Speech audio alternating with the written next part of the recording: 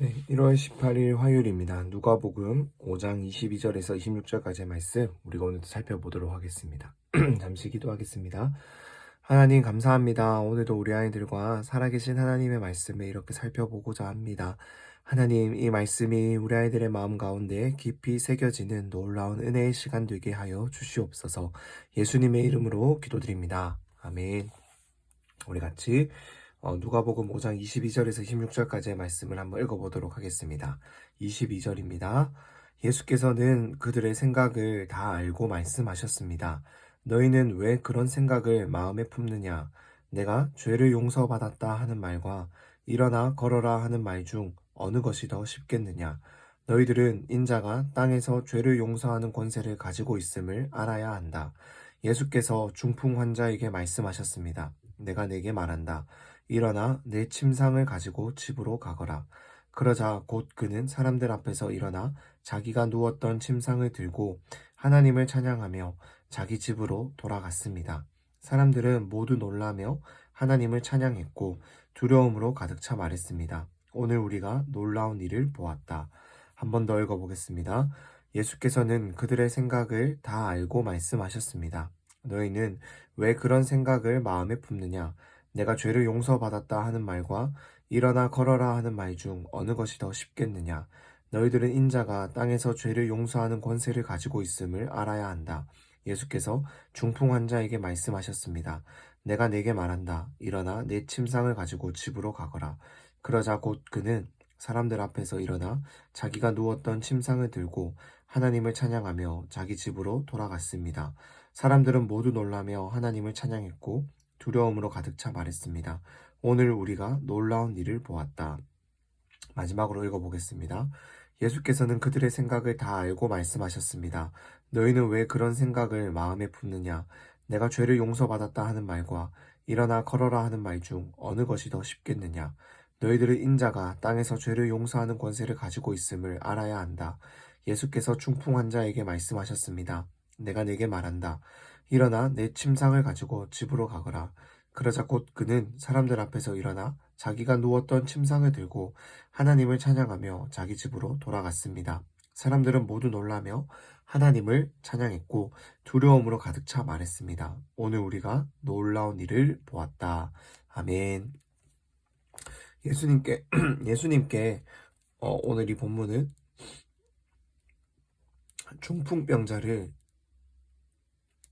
중풍에 걸린 병자를 데리고 온 그 사람을 예수님이 어떻게 대하시는지 그것을 다루고 있는 본문이라고 할 수가 있습니다.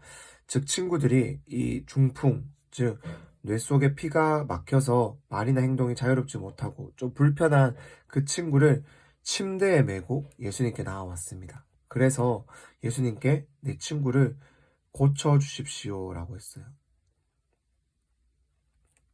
병을 고쳐달라라고 했습니다. 그런데 예수님께서는 그런 것이 아니라 이 병자에게 내가 죄 사함을 받았다. 죄 용서함을 받았으니 가거라 라고 했습니다. 병을 고쳐달라고 했는데 죄가 용서받았다라고 지금 이야기하고 있는 거예요. 그러자 많은 사람들이 의아하게 생각했습니다. 이것이 뭐지? 그리고 이 율법학자들, 그리고 그 당시에 종교 지도자들은 예수님을 향해서 네가 무엇인데 하나님만이 죄를 용서할 수 있는 그것을 네가 용서했다라고 말을 하냐라고 하면서 예수님을 비난하기 시작했습니다. 그때 예수님께서 이렇게 말씀하셨어요. 내가 죄를 용서받았다라고 하는 것과 일어나 걸어라 라고 하는 말 중에 어떤 것이 더 쉬울까요? 라고 했을 때 당연히 일어나 걸어라 하는 것이 더 쉽다라는 거예요. 왜 그럴까요? 일어나 걸어라 라고 했을 때 정말로 일어나서 걸으면은 그 말씀이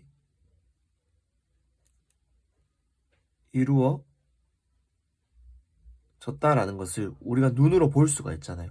하지만 죄를 용서받았다라고 하는 것은 우리가 눈으로 확인할 수가 없는 문제입니다.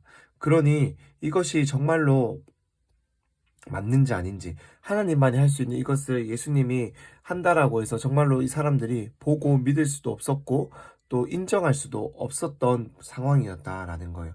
하지만 예수님께서 이렇게 누구나에게 확실하게 보여주면서 자신이 하나님의 아들이다, 하나님 보내주신 사람이다라는 것을 증명할 수 있는 기회를 살리지 않으시고 이렇게 죄를 용서받았다라고 말하는 이유는, 하나님께서 예수님을 이 땅에 보내셨을 때 보내신 이유가 예수님을 통해서 이 땅에 있는 우리 모두의 죄를 용서하도록 하기 위해서 이 땅에 보내어 주셨기 때문에 그렇다라는 거예요. 죄의 문제, 이 죄의 문제를 해결하기 위해서 예수님이 이 땅에 오셨습니다. 예수님은 우리의 죄를 다 짊어지시고 십자가에 달려 죽으심으로 우리의 죄를 용서를 해주셨어요. 이 예수님을 믿는 자, 그는 죄의 용서를 받게 된다라는 것입니다. 중풍병자도 마찬가지였어요. 이 예수님의 말을 믿는다면은 그가 용서를 받게 되는 것이에요.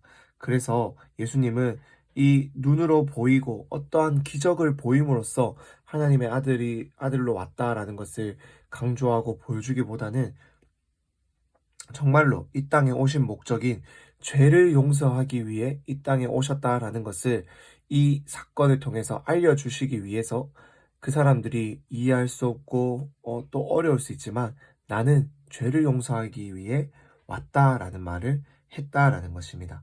그렇게 죄의 용서를 받은 그 사람은 일어나 회복되었고 또 병도 회복되는 은혜도 얻게 되었다라는 거예요.